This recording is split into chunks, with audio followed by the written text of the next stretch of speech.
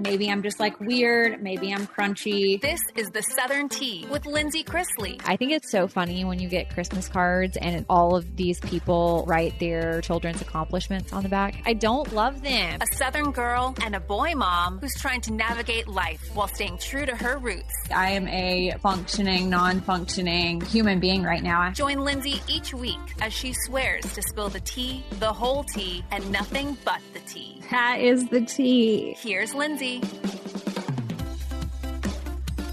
Good morning and welcome back to another episode of The Southern Tea. I have one of my very favorite people with me today to do another episode of What Would Nanny Do? Good morning, Nanny. Good morning.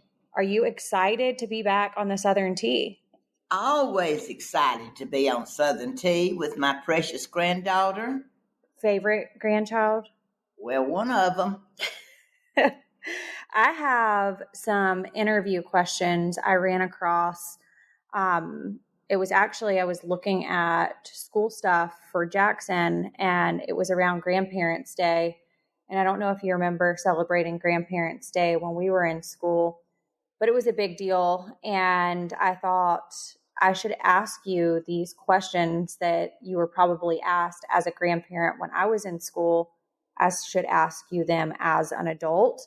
While I have you on a recording. So we are going to get started. The first question is, when and where were you born? I was born in Madison, South Carolina, September the 2nd, 1944.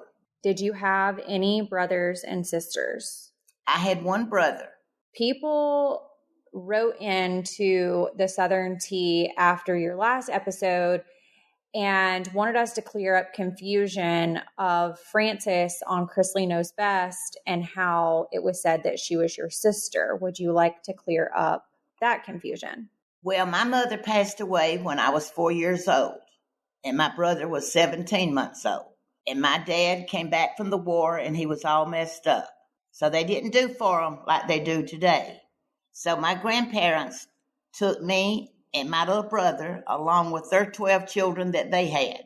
Some of them had already left home, but there was about 5 or 6 still at home. Frances was the baby of that bunch. So she is 7 years older than I, but we grew up as sisters, and that's the way I've always felt. I could not have loved a sister, a real one, no more than I loved her, because we was always together up until death. I absolutely love that. Chase and I are 7 years apart, so that's the gap that we are. So it really was kind of like a real sibling. What games did you play growing up? Hopscotch and jacks. Like you throw the ball and pick up the jacks? The jacks. Yeah, okay. Did you have chores growing up? Oh, yes, honey. We had lots of chores. I can't even remember how old I was when my mother would get me up, my grandmother, but I called her mother. At 4:30 in the morning, she'd get me a little bitty bucket. We'd go to the barn, and I had to milk and wash the cows' tits. And so we sold milk to a dairy. And so my grandmother had to hand milk. So I washed all the tits with my warm water, make sure they were clean. And then I started learning to milk. So I milked cows until I graduated from high school when I was 18 years old. Every morning at 4:30, we got up and went to the barn. Now, you know, when I got to be a teenager, but we didn't know teenager back in the day, but when I got about 14, 15, I always was so afraid when I come from the barn to get ready to go to school that I washed and washed and washed my hands to make sure they didn't smell like I'd been to the barn. Bless your heart. What do you think about people in today's time that have trouble with their children wanting to do chores? Well, you got to start out early, like my mama did, getting you up and making you do things. There's certain things that you have to do. And so on the farm, everybody had a chore. Everybody had to work. My mother told us young as I can remember. She says there's 4 things that you're going to do in life. That is, you're going to work, you're going to mind, you're going to go to school, and you're going to go to church. Those are 4 things that we're going to do in this household. So that's what we did. All 14 was very successful. Okay. Did you have electricity, TV, or a phone growing up? Oh, no, hon. We had those lights. I can barely remember when we didn't have lights. We had a little oil-burning lamp that we burned. Then we got electricity.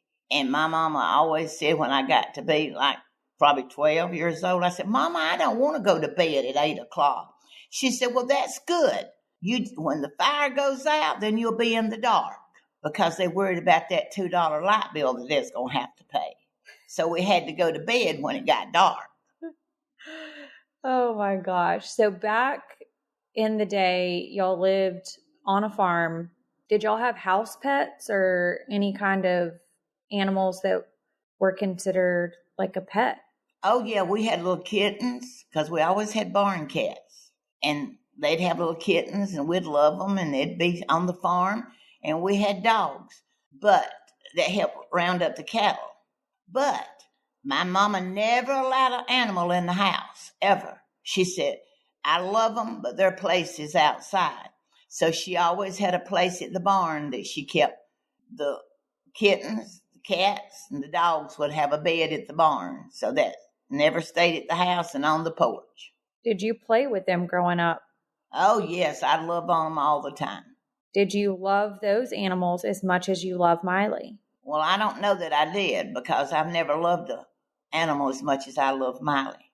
Miley helped me when I needed it the most. So now she's about 15 years old. She's blind, but sometimes she'll want to play a little bit. I said, honey, you don't have to play. You got a life estate. You don't have to prove anything. Well, what about, you talk about how good Miley is, and I heard this story from Savannah a while back. I had gone to visit your house, and I said, Sassy, I said, what happened to Nanny's rug underneath her bed?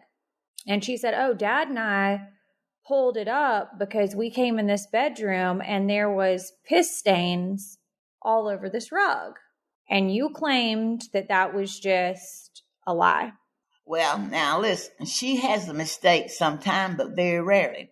But that darn rug, if you drop the little water on it, it stains. So now the rug's gone, so we don't have it. So we don't have a problem.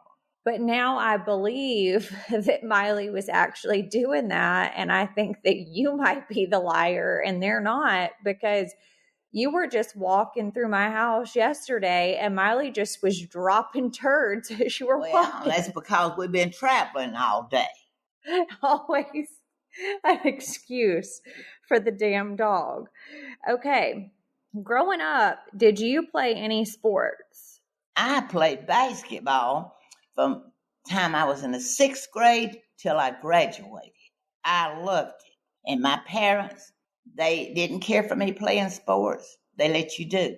But that didn't get me away from doing my chores. My grandmama said, well, I don't care if you play, but one thing about it, you still got to do these chores. So it didn't matter. If I had to do them at dark, I did.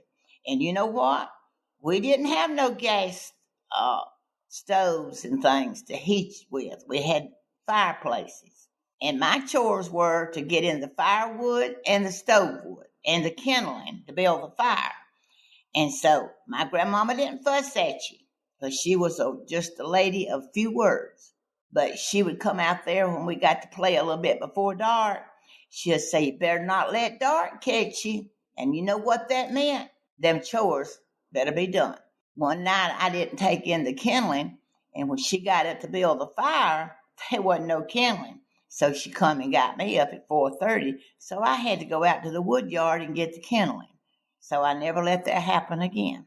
You were easy to teach, Fancy. Can you tell me what you wanted to be when you were growing up? Well, I just wanted to get out and get a job and get off the farm. Any job was better than picking cotton and pulling corn and picking peas and working on the farm. So I just wanted to get 18 and get through school so I could get a real job with a little pay. I couldn't even imagine. Y'all were cut from different cloth, because the thoughts of milking a titty? I just don't know. Oh, well, when I went to the farm, I thought I might have forgot how to milk a cow, but I didn't, so I can still do it. People have asked me before what I wanted to be whenever I grew up, and I don't think I've ever publicly said it. And these two things, I don't think you could simultaneously be both of them. But from the time I was probably third grade, I played waitress all the time. I know Tina was your name. Or Cindy. Yeah, Tina and Cindy. And Papa was always the one that she was wanting to fix his food. And and the rest, Chase and Savannah and Kyle, they always had to pay. But you'd say, Papa, you don't have to pay. Yeah, I was going to make them pay. But I was Tina or Cindy, and I had my little book, and I would practice write down, all my stuff so that I could be the best waitress. And then once waitressing kind of run its course, I decided that I was going to be a federal judge, and that never happened. So it's funny to think the things that you want to be whenever you grow up and then what you actually turn into. What do you feel like was special about your home growing up, and do you ever miss it? Oh, I get homesick for my home lots of times, and especially since I've lost my husband, I've lost my parents, and all the siblings are gone that I was raised with. I'm the last one. And I do get homesick to go back to the home place because it's still in the family. And I reminisce walking the roads. School was 3 miles from our house. And if I ever wanted to leave school early, Mom would write me a note, and it would take me 30 minutes to run and walk those 3 miles. So that's what instilled into me to be the person that I am today. We always did what we were told to do. We didn't veer off to do something we wanted to do because we didn't know to do anything bad. It was like a hierarchy back in that day, right? You listened to your parents and your school teachers and anybody who was older than you. There was a level of respect, and it didn't matter if they were a super important part of your life or just an adult. You just respected them. And I feel like kids are not raised like that today. Oh, no. Listen, my teachers were a mentor to me. I loved each and every one of them. I still think of them, of what an impact that they made on my life. My Sunday school teachers, the impact that they made on my life. And I really believe my grandparents didn't argue. I never heard my grandpa ever holler at my grandmama or my grandmama ever holler back at him. They just didn't argue. We didn't have arguing in our family. We didn't know no hatred. All we knew to do is the 4 things she said to do. We obeyed and went to school and went to church. And those chores, like I said, had to be done. Is there anything that you wish you would have known as a younger version of you that you know now? Well, I don't know that I would have changed anything, but I didn't know to want things. All we ever had was a Susan Roebuck catalog. And I'd be looking at it because my grandmama could sew. And she'd make me a dress. I could find one in the Susan Roebuck catalog. And I said, Mama, you think you could make me this? She said, well, I don't know, but I'll try. And on a rainy day, she would make me a dress. And they were made out of feed sacks because they were floral prints or solid. And when she got through feeding the cattle, she'd wash them. She'd make my clothes out of them. I always had a lot of pretty clothes. She always fixed my hair. She rolled my hair on rags to make the little curls. So, do you know that is a trend that is now coming back, where people are taking their daughter's hair and putting them around like a t-shirt to get curls, and they sleep in it? That's exactly what we did. There was about 1.5 inch strings. She'd roll your hair around that and tie it, and that you sleep in, you get up, you'd have the little ringlets in your hair. Wow. Isn't it funny how things come back? Oh, I miss those. People says, oh, those was rough times. Oh, yeah. I tell everyone, I had a good life, but a hard life. I didn't know no meanness, didn't know no violence. In our school, we never had anybody in trouble. Everybody was raised in the country. Everybody was on the same level.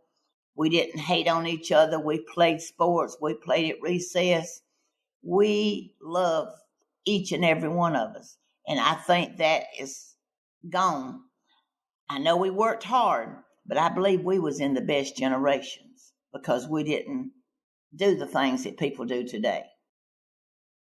Lindsie, I don't know about you, but it has been absolutely pouring here for days at this point, and I just have been feeling for all of my friends that have kids because I'm sure it's really hard to entertain them. I see them always asking for ideas, so I've been telling them to just do KiwiCo because that's what you have said that you use when it's raining by you. I absolutely love KiwiCo. I have ordered from KiwiCo for years. I often like to say that I'm like a creative person, but when it comes to like figuring out activities and stuff like that on a rainy day at home, or just like whenever it's cold or you don't have anything to do and you don't want to leave your house, it can be really hard to find creative ways to keep your kids busy, but also challenged and also off the screens. I feel like that's probably one of the hardest things for all of us parents to be able to do. But KiwiCo does all the legwork for you, so you can just spend the quality time tackling these projects together. And it's all hands-on. They gather all the materials for you, and you just get to experience the fun.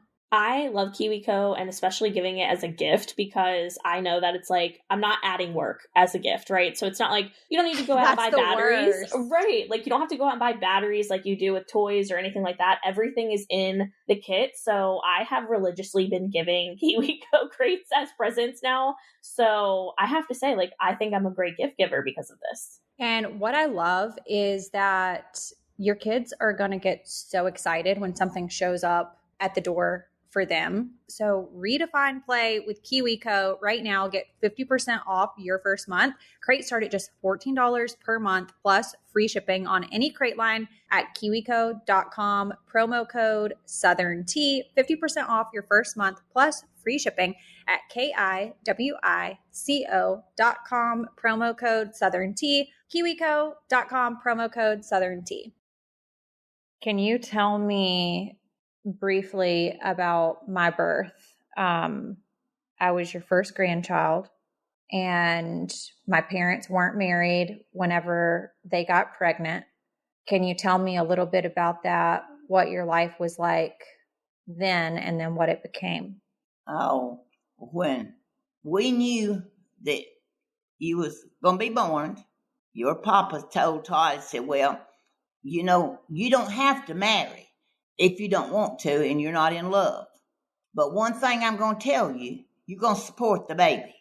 But listen, we didn't care. We had done died and went on to heaven when we knew we was going to have a grandbaby. And when we laid eyes on you, that was the greatest gift besides having my own that I've ever had. My grandbaby is the most dearest thing to my heart. I love each and every one of them.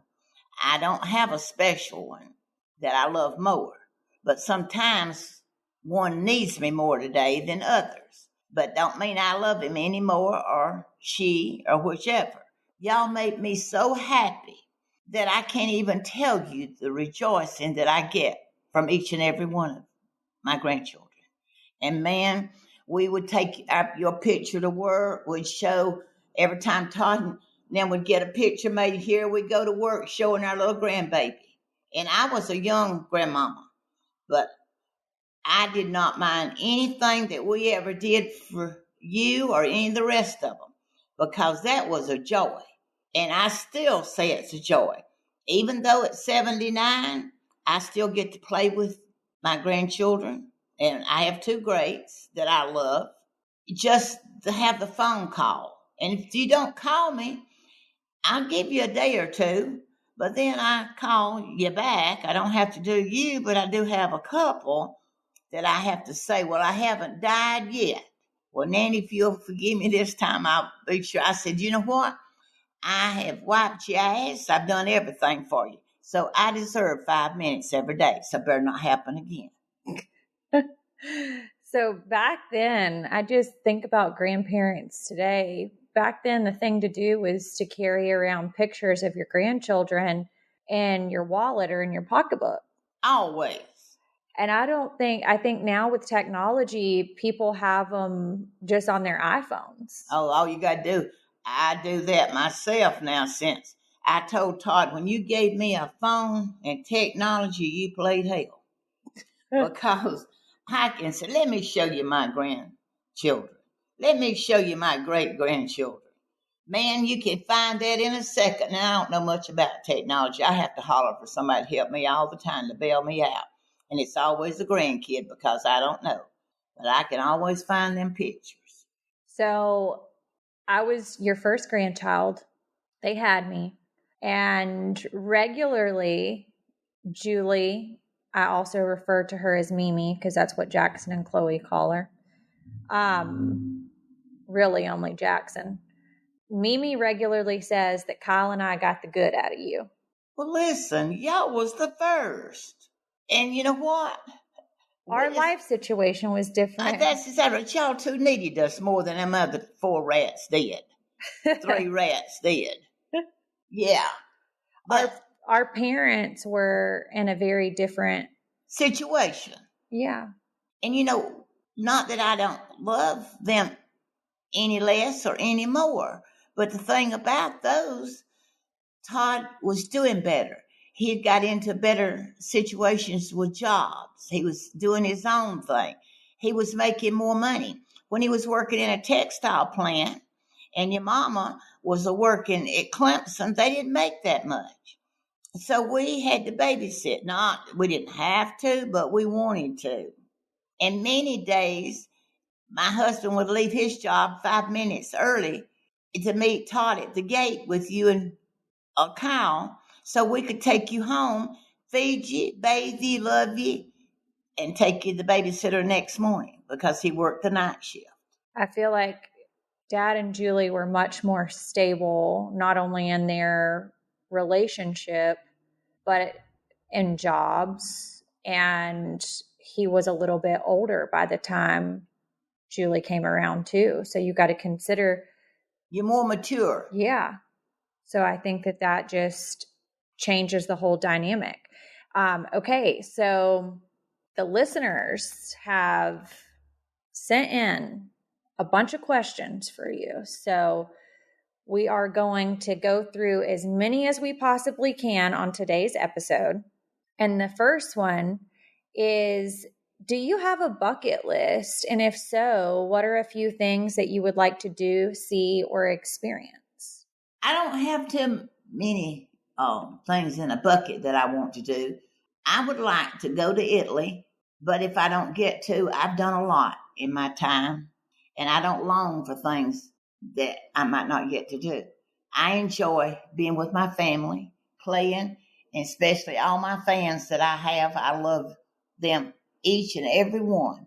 Wherever they are, I love them. I don't care if I get a card. I get cards from everywhere. Don't even know the people, but they're my fans that I love. They have supported me for 11 years, and they're still supporting me. And I love that. That is something that has been dear to me, and I treat them dear. I don't care if I'm going down the highway and they get up beside of me and blow the horn and scare me sometime, but they'll be taking a picture going down the highway and waving. I always blow them a kiss, and they blow me one back. I enjoy being able to do that at my age, and I love them. So Italy is your bucket. You would say that is your bucket list. You want to experience it. Do you just want to tell people that you went to Italy, or is there something specific? No, I would love to go and just get me some moo-moos so I didn't have to worry about gaining a pound and couldn't get in my pants. So I could eat all that bread and all that good food and get to see how they really live. So it's truly an interest of yours. That's the only thing that I think of that I would really, really like to do, because I've got to do a lot. Well, maybe, just maybe, me and you and Trampoline Dad can research Italy and do all the history research, and then maybe we can go. Well, I would love that. Now, I'm not going to join you eating all the bread. Well, I don't care. It wouldn't hurt you, and I'm not going to worry about myself. That's why I said just get me 4 or 5 moo-moos so I didn't have to worry about it. Okay. What are things in life that you believe that we should let kids and young adults learn the hard way? I know Dad always told us growing up, take it from somebody who's been there and learn the lesson from my lived experience. I've been there, done it, got the t-shirt, don't do it. And as much as I think that works in some scenarios and some situations, I feel like you have to learn for yourself from your own lived experience. Well, me as being a mother and a grandmother, I think that there's certain standards that parents should instill in their children when they're young. They are chores to do. Just because it's better today of giving than it was back in my day, I don't know that is the best thing, because sometimes you have to work to earn things. When you earn it, you respect it more. You take care of it more. In today's society, they know their parents are going to give them what they want. And if they don't, they talk ugly to them. Well, like I said, I still have all my teeth. And if I had to talk back to my parents, I wouldn't have any today, because you have to have respect. And children today has no respect for parents. They are teachers or anyone. They want to do what they want to. I'm not saying all of them, but a big part of them. And when the parents don't give them what they want, then they get mad. Well, you know what? You're supposed to earn things. And like I tell these children of mine, just because it's easier for you today doesn't mean you're any better. And, Chase has told me a lot of times when I would be on to you children about things, said, Nanny, you know everything. I said, there's not much I don't know. I said, do you think that I got fat from eating? No, I just had so much knowledge it had to go somewhere, so I got fat. Because I know I have been down that road. I've been on both sides of it. I've been down, never been in the gutter, but we didn't have a lot. But I worked to have what I have. No one has given me anything. I have worked hard, but I've enjoyed it along the way. I worked 39 years in a textile factory. And when it closed, I wasn't old enough to retire. So I went on to get my real estate license along with you. Mm-hmm. I did my real estate for a few years. And then I was blessed to meet a dear friend, Catherine, that I kept for 4 years. I took her out of assistant living when your papa passed. I kept her until she passed away. I loved her like a mother, and she loved me like a daughter. And I miss her dearly. Then I went on to be on the show, and that has brought me great joy. I've met a lot of people and a lot of fans. So I've been blessed. I want to know if you disagree with my parenting style. I believe in natural consequence parenting, and I talk about it on both of my shows pretty regularly. And one example I can give, it's probably the easiest example to understand, is if you tell your child it's cold outside and you tell them they need to get a coat and they choose not to get a coat and they choose to still go outside, the natural consequence of that is they're going to be cold. I know. And then you're going to have to pay a doctor's bill because they didn't want to mind. So either you wear a coat outside or you don't go outside. See, I believe I might have to pay the doctor's bill if he got sick, but he will learn through that experience that he has lived, that his mother told him to get a coat. He chose not to do it. He went outside and got cold. He went outside and got sick.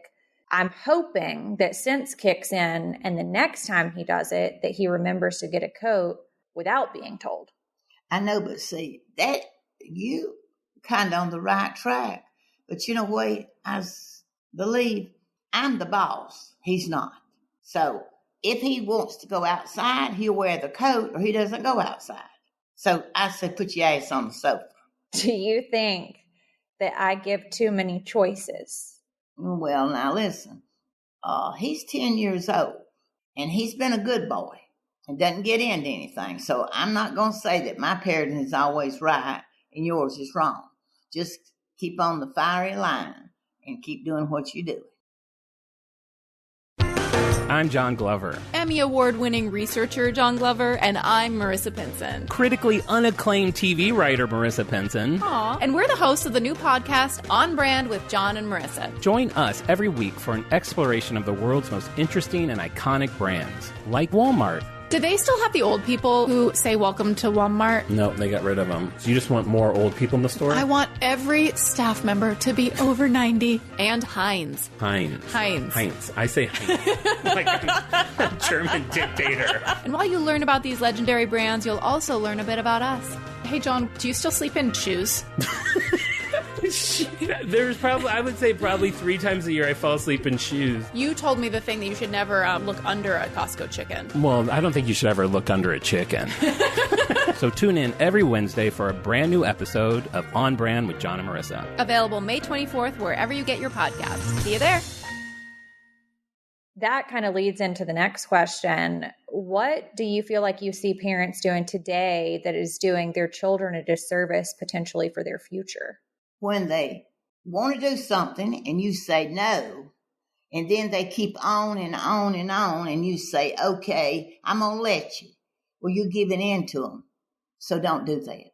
Well, I'd rather my grandmama say I think about it than to say no. Because when she said no, you knew that was a final answer, and you didn't get to do it. See, growing up, Julie was always, let me think about it. And that truly could have gone one of 2 ways. Either you were going to get to do it or you were not. But when she said, let me think about it, she was sincere that she was thinking about it. Dad was either absolutely not, and you just were not, or it was let me think about it, and it's still you were not. Well, that's my grandmother. When she said no, it meant no. No. And the Francis, like I said, she was the baby, and we grew up together. And until she died, she said, Faye, you got to do more than all the rest put together. I said, well, listen, I learned to work them. And I said, no, you want to do when Mama would say no is cry. Well, she didn't give in to me either, but I learned to work my grandpa. When I wanted to do something, I'd go ask my grandpa. I said, ask Mama, could I go do so-and-so? And he would say, we should have named you Go. You want to go all the time. I said, Pa, I don't ever get to do anything except go to school, go to church, and play a little basketball. And so I can see him right now. Mama be cooking, and he'd go over and he'd say, Mama, Faye wants to go home with Gail, or she wants to go right around after church. I think it'd be okay if it's okay with you. And she'll say, well, I'm going to let her, but she's going to be home and she's going to do these chores. Well, that wasn't a problem because I knew I was going to do the chores, whether I got to go or not. Okay. How do you feel when your grandkids are fighting or having disagreements? Do you interfere or let them figure it out on their own? Oh, no. I always interfere. Always. And they'll say, Nanny, get over in your lane. I said, I was in my lane, but you veered over into mine. So you so dumb, I got to help you back over. What is your method of interfering with the disagreements? Do you feel like you side with somebody? Do you feel like you ride the middle of the road? Do you feel like you disagree with everybody? No, I don't disagree with everybody. I'm dealing with the one that I'm interfering with right at this moment. Mm-hmm. And I'm going to tell them how I feel, and I'm going to tell them what they need to do. Now, whether they listen or not, I'm going to tell them. That's when they go back to, you know everything. I do. I've already been there and done it. I know how stupid it is. So get your ass over in that other lane and stay there. Okay. Can you tell us how to keep a clean household when you have so much going on? Any type of advice on how to balance your life obligations? Let's say you have children and, a job that requires you to be outside of the home a lot, and your house needs to be cleaned and food needs to be put on the table.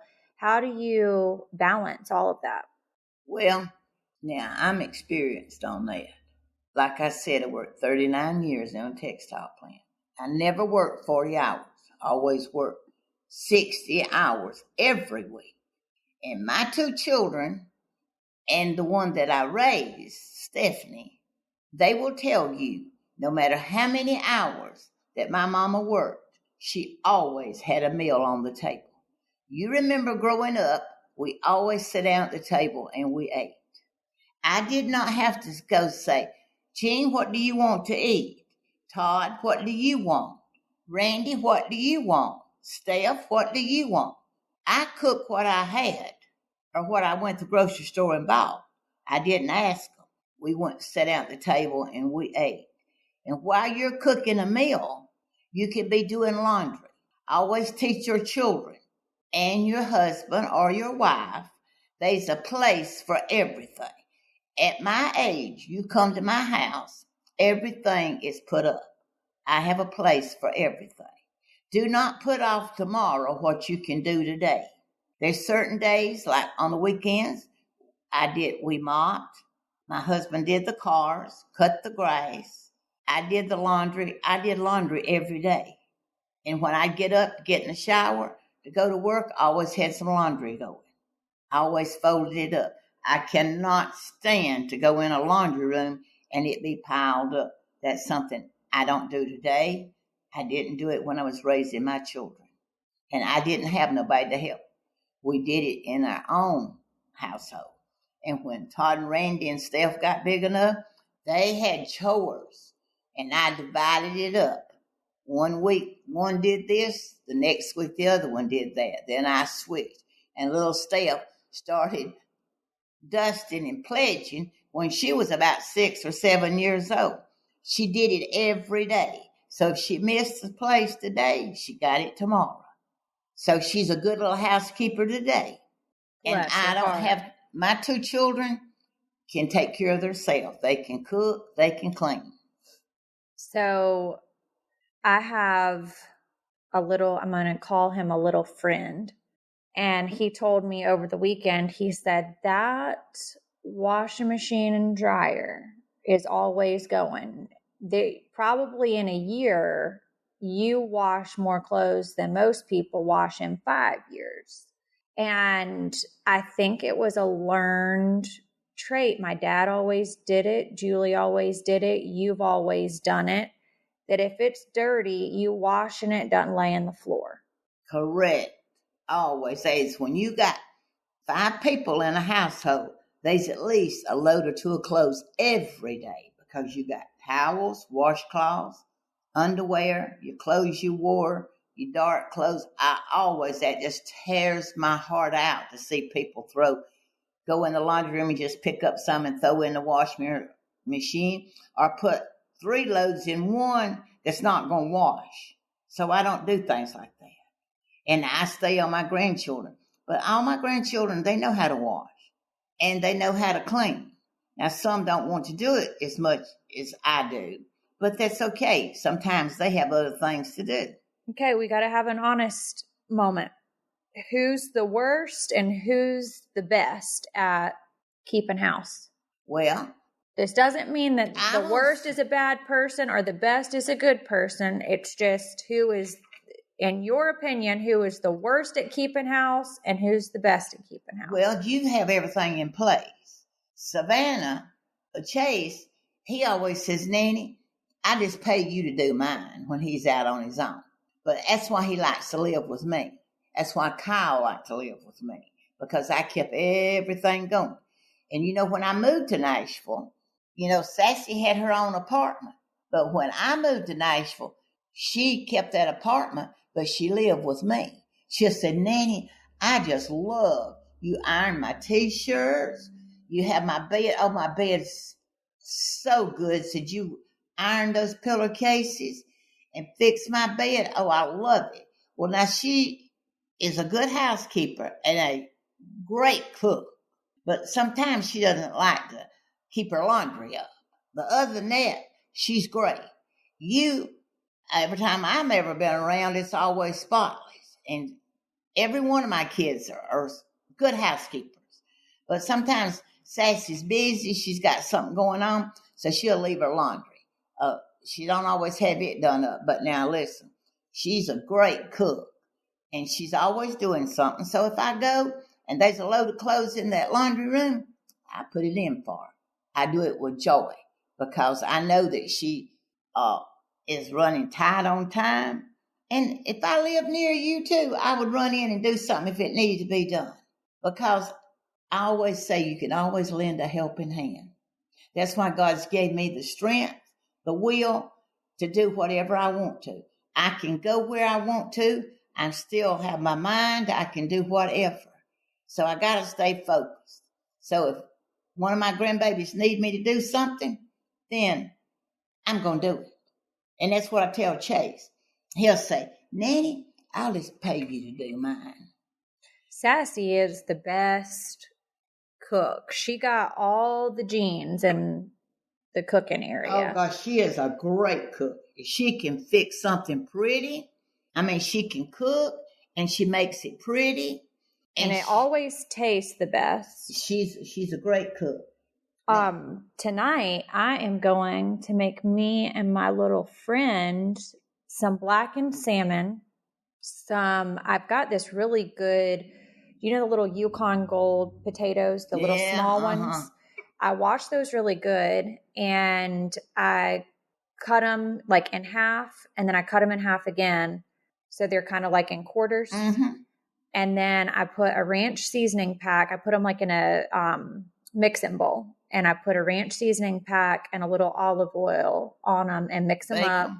And then put them on a baking sheet. And those are the best potatoes. And then I think we're going to have a salad with that. I'll try to do a video of making those potatoes so that people can see. Well, in England, they cook them like that a lot. Oh, they do? When we was filming over there, they did. I loved them. They're so good. You have fixed some kind of salmon that I love in the oven. And with that sauce on it, I love that. The salmon that you like that I make has dill weed and garlic butter on it. Oh, God, it is so good. This episode is brought to you by IQ Bar. Now get 20% off every IQ Bar product plus free shipping when you text T to 64,000. Kristen? Yes, ma'am. Do you hear that noise? I hear a little crunch and a little wrapper going, so I'm going to safely assume that you're enjoying your IQ Bar. I am. Is that kind of like ASMR? It probably is. Someone will tell us that. Listen, IQ Bar, I've said this so many times, it does not only just taste great, but it is packed with healthy, functional ingredients for your body and your brain. And that's what I keep telling myself every time I open a new wrapper. I also love that it's got almost no sugar. Oh, next to no sugar or net carbs. It fits every diet. So keto, paleo, vegan, gluten-free, all of them. Everybody is in luck. And if you have been trying to eat healthier and you want to discover a truly healthy protein bar that makes you feel great and tastes amazing, that is IQ Bar. It's packed with plant protein, brain nutrients, and fiber. It truly doesn't make sense, but it's so good. The 7 sampler pack is perfect for my household because everybody eats everything, but I will say that I'm definitely leaning towards the chocolate sea salt these days and also the wild blueberry, which is shocking. I don't always like blueberry, but the wild blueberry IQ Bar is so good. We know that I'm a big peanut butter fan, so the peanut butter chip is my absolute favorite. But like I said, I love absolutely all of them. IQ Bar is also the #1 brain and body protein bar in the US with over 10,000 5-star reviews and hundreds of thousands of happy customers. You guys can create the feeling of finally discovering a truly nutritious bar that actually tastes good. Now get 20% off all IQ Bar products, plus get free shipping. To get your 20% off, just text T to 64,000. Get your discount, text T to 64,000. That's T to 64,000. Message and data rates may apply. See terms for details. Okay, while we're kind of like on the topic of child rendering and chores and all those things, on my other show, Coffee Convos, my co-host Kale and I have talked about struggling with our children having chores and then paying them for doing things that they should just be doing, or it's age appropriate for them to start learning to do. Do you feel like children should be paid for doing chores, but then should they be paid for doing chores like laundry and putting away their toys and picking up their room and loading the dishwasher? Oh, no. I'm from the old school. We don't pay when you live in a household. That's part of your job. I had you. You didn't ask to be brought here, but you got here. So whatever you're going to do, your life's left up to you. But one thing for sure, when you're living in my household, well, there'll be no chores. There are chores, but there's no pay. You got paid because I'm taking care of you. I'm giving you a good life. I give you nice clothes. I feed you. I love you. I take you places. And when they got grown, we helped them get a car. But there was no giving you an allowance. Oh, no. Your allowance was to get to live here. Okay. What chores do you think are appropriate for kids to do? Anything in a household that needs to be done, you need to learn how to do it. I'm not going to say you're going to be perfect, but remember when you and Kyle was little, I can see y'all coming down the stair steps now with those clothes and that towel coming down the stairs to put them in the laundry room. You started off, Todd and Julie, and started y'all off early about bringing you clothes to the laundry room, picking up.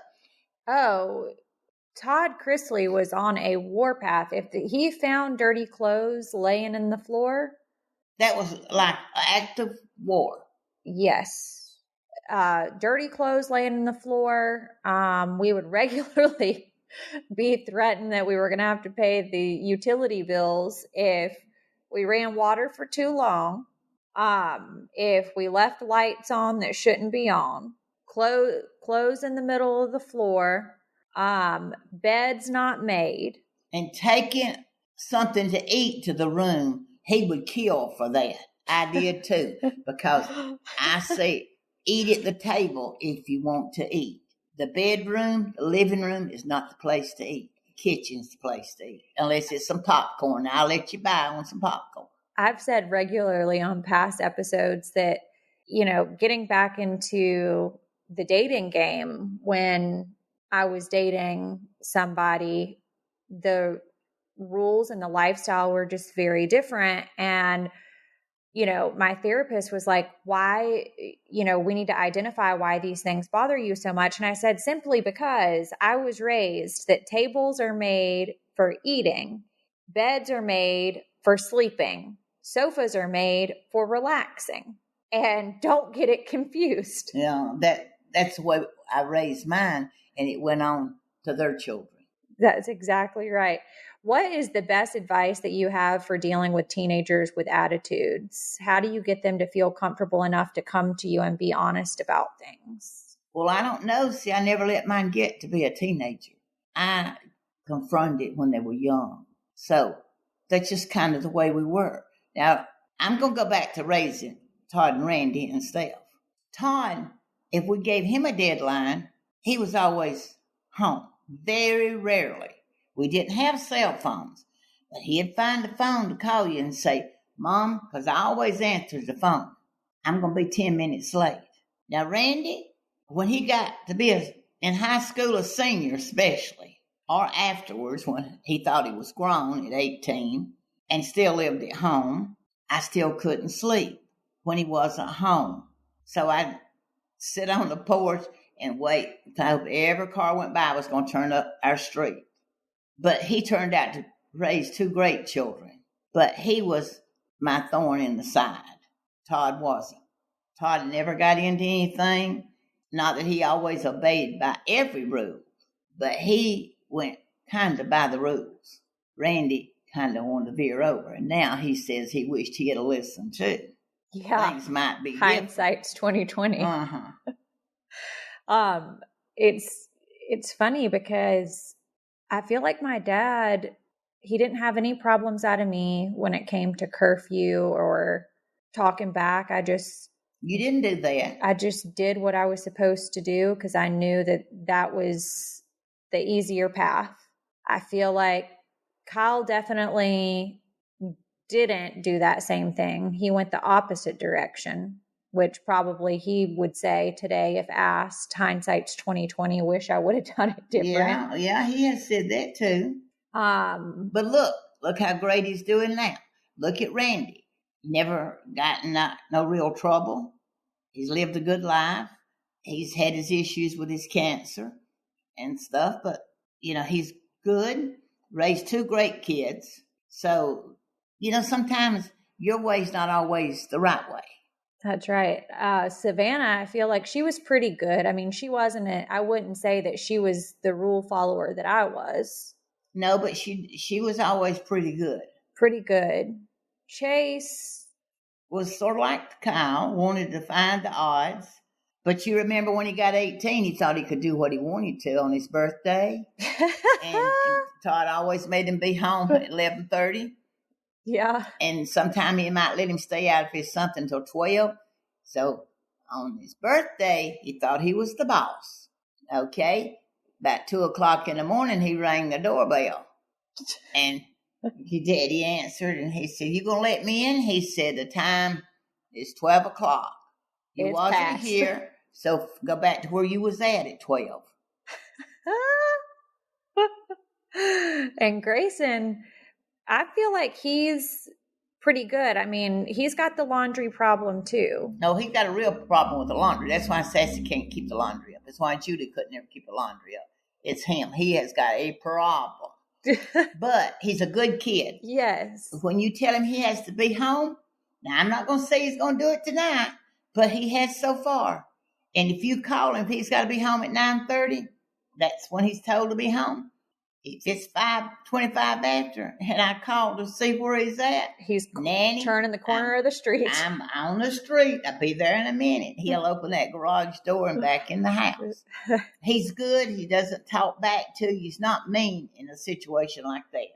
But see, he was the last. But he just kind of does his own thing. And Coco don't cause no trouble. She ain't big enough yet. Okay, this next question was a commonly asked question. What gives you joy while Todd and Julie are away, and what's keeping you going? Well, I always say that God's in control of everything. Everything is done for a reason. And I am the queen, and the sergeant is still barking orders. I have to be the backbone. I have been, and I will be. I check on each and every one to make sure that they're doing what they need to be doing. Am I at a dark place? I am in a real dark place.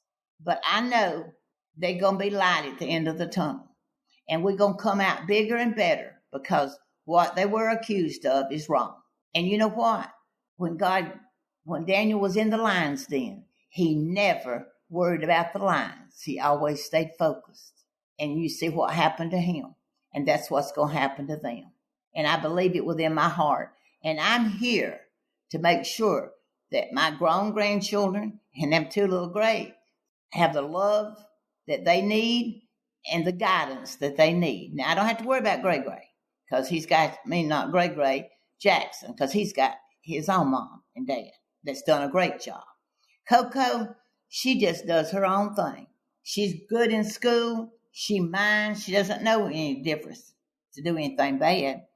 So she just goes to school, does real good in school, and just hangs out and does her thing. She'll say, "Hey, Nanny."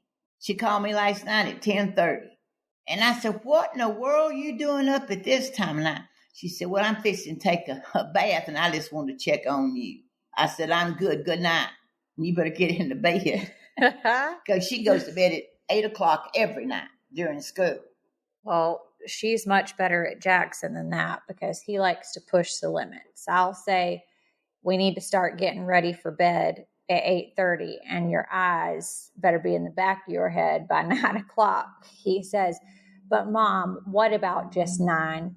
I'm like, no, you're not going to bed. We're not starting the bedtime process at 9 o'clock. No, he needs to be in the bed, so he'll be early to bed, early to rise. Makes you healthy, wealthy, and wise. That's right.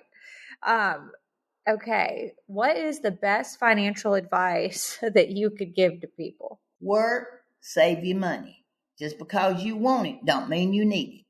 I tell Jackson all the time, he's getting to that age where he asks for things without understanding the actual value of a dollar. So if he's asking for something because he has been blessed to be able to get the small things that he has when he asks for them, he doesn't understand that, like an iPad can be over $1,000, and he doesn't understand what $1,000 means. And so I tell him, like, you have to work for that. You have to put in time. You have to do the things that we ask and obey and be committed to your sports team and do your grades. And he got the iPad, but I try to tell him, like, just because you see it, we live in a society of everybody can have what they want when they want it and quickly because of the Amazon culture. You order it and you get it fast. And I think that people don't really focus on the financial aspects because you want it and you can have it. Well, I think big things like that, parents that can afford it, should be like at Christmas time, your birthday, or something special. Because when they're little like Jackson, you can't get out here and earn the money to pay for it. Mm-hmm. So I don't pay for chores. So to me, that is a gift that you get at Christmas time, your birthday, or things like that. That's my opinion. Mm-hmm. Just because I can afford to buy it today don't mean you're going to get it today. Mm-hmm. Because when you get big, well, that's what's wrong now. Children that get married now, they want the same thing that their parents has got that took them 50 years to get. Yeah. So I think that you have to start out knowing that you have to work for it. Mm-hmm. And it's not given to you. Nobody owes you anything. And that's why I feel like when Will and I got married, that's why, we have been able to financially manage in the way that we have, because we had two sets of parents that had way more than the average, I would say, but we did it on our own. And we bought a house that we could afford at that time. And I mean, this was only in 2011, 2012. Will was managing a corporate Sprint store, and I had gotten pregnant right out of college. Papa had just passed away. We were living with you. I was a high-risk pregnancy, stayed at home, didn't start working until after Jackson was born. And at that time, I had filmed the pilot for the show August, the same year that I was pregnant. So I was pretty much locked in to do that. And I think people think that there was a lot of money in reality TV when we got into it, and that's just not the case.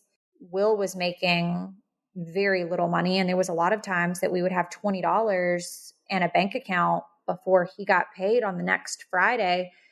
And I think that's why we learned to save and be financially responsible, because it wasn't just handed to us. That's what I'm saying. You have to be out there and know what the real world is, that everybody don't give to you because everybody can't.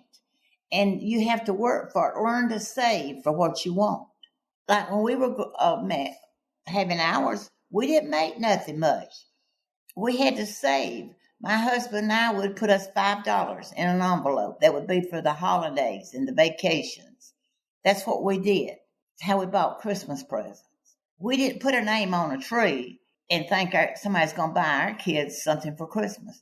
That wasn't the norm back in our day. You provided for your own. I've never got any government assistance to buy anything in my life. I've never got nothing, never expected nothing. We worked, and I still work, and I still enjoy it. I love to be out. I don't want to sit at home. How do you handle being a wife, a mother, a daughter, and a friend all at the same time? Well, it just kind of goes hand in hand. When you're a mother, you do mother things. When you're a friend, you're a friend. And when you're a wife, you're a wife. And that's just the way it is. It breaks down to a category. So you know what your position is at the time, and that's what you do. I think for a lot of people, they struggle with juggling all of those titles. And I know I did, because when I had Jackson and before I had Jackson, I was a daughter always, but then I became a wife and then a mother shortly after. And that's a lot of titles to be able to juggle for me at such a young age, but I don't know that age really had anything to do with it as much. I feel like I neglected my responsibilities as a daughter because I felt like that was the most solid thing. I'd been a daughter for my whole life, and I'd only been a wife for a short amount of time and a brand new mother. So I put all my eggs in the basket of being a wife and being a mother. And you know, if I had time for a friend, I had time for a friend. And if I didn't really worry about it, and kind of, you know, had that same mentality of being a daughter. I'd always been a daughter. So why should I, you know, have to put the effort in there? Yeah. Because you know that's there forever. Forever. Yeah. Okay, Nanny. We have weekly tea. A listener has written into us, and here it goes. My cousin, who was something like 25 at the time and had been in and out of prison more than once by then, was caught stealing from my grandmother's house at a family gathering. She publicly confronted him and moved to grab back the stuff that he was taking off with. And he responded by throwing a pottery jug at her. She was knocked backwards against the mantle, where there was lit candles, proceeded to catch on fire, then stepped right back forward and beat the crap out of him while still on fire before finally taking off her flaming shawl and stomping it out. I've got to say, a sight of this old lady in flames stepping back forward to deliver retribution was pretty badass. Well, I admire her. That is something I would do myself. If I caught one of my... Now, this is what I say about my grandchildren. They don't take anything from me. I've never missed $1. And they've been some laying around many times that won't go in my house that you probably wouldn't see something laying around. They never fool with nothing like that. But a charger, you better hide, because my grandkids will take a charger. Wait, tell us about who steals the chargers, because don't include me in that. No, you didn't steal chargers.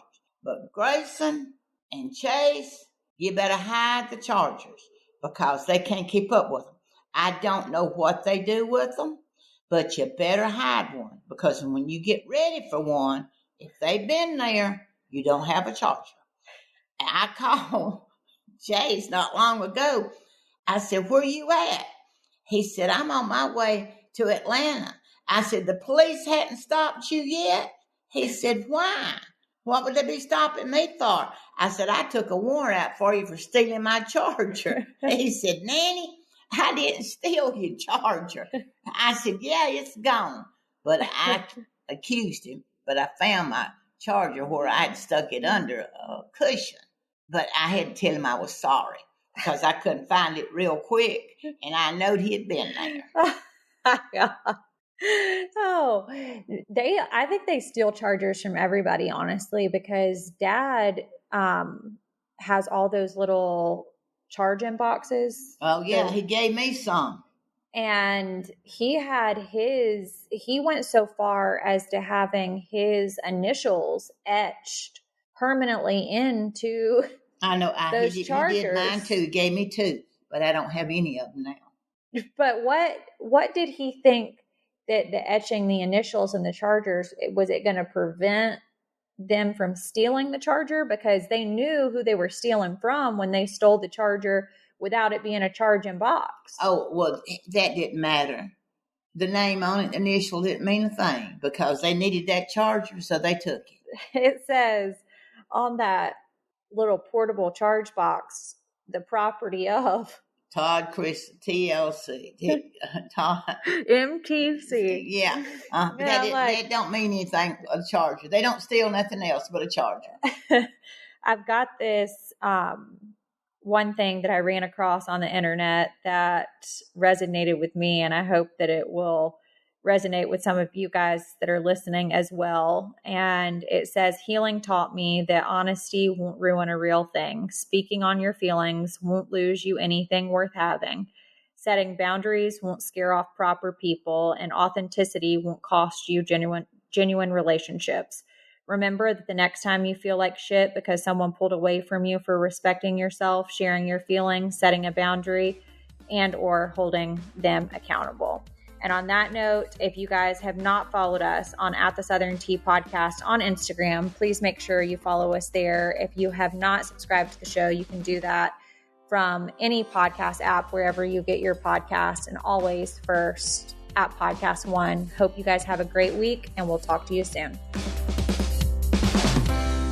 See what hit blockbusters are streaming free during Popcorn Summer Movies on Pluto TV. Watch the first 4 Indiana Jones movies, or Minari and Maid of Honor. Plus, Pluto TV has hundreds of channels with thousands more movies, available on live and on demand. Download Pluto TV on all your favorite devices for free. Pluto TV. Stream now, pay never.